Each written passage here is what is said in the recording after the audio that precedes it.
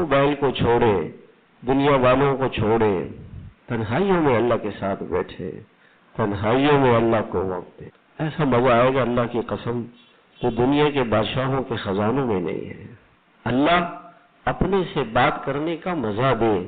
حضور صلی اللہ علیہ وسلم کی دعا ہے کہ اللہ آپ اذا اقررت اعین اہل الدنیا من دنیاہم فاقرر عینی من عبادتک، لوگوں کو کھانوں سے لذت ملے، پیسوں سے لذت ملے، مال و دولت سے، جائیدادوں سے، گاڑیوں سے، شہرتوں سے لذت ملے، اللہ مجھے اپنی نماز کی لذت نصیب فرما، سجدے کی لذت نصیب فرما، ذکر کی لذت نصیب فرما، دعا کی لذت نصیب فرما، تلاوت کی لذت نصیب فرما، دعوت کی لذت نصیب فرما، گشت کی لذت نصیب فرما، مجھے یہ نصیب فرما۔ یہ بڑی چیز ہے، دل کی بے چینی ختم ہو جائے گی۔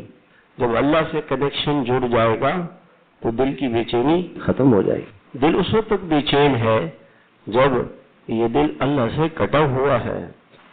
کسی نے کہا نا کہ دکان کا نام رکھا دل پسند، اندر مٹھائیاں بیچ رہے، تو دل پسند نہیں ہے، وہ پیٹ پسند ہے، مٹھائی پیٹ کو پسند ہے، دل پسند تو اللہ ہے۔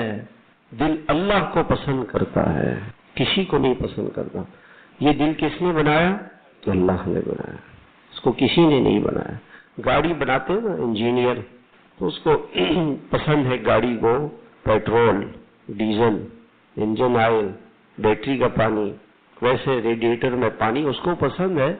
اگر آپ اس میں پانی نہیں ڈالیں گے ریڈیٹر میں، انجن سیل ہو جائے گا، پیٹرول نہیں ڈالیں گے گاڑی نہیں چلے گی۔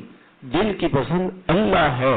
جب اس دل پہ اللہ اللہ کی ضربیں لگائیں گے تو یہ دل اپنی پسند جس کو ملے گی یہ خوش ہوگا، جب یہ خوش ہوگا تو پورا جسم خوش ہوگا۔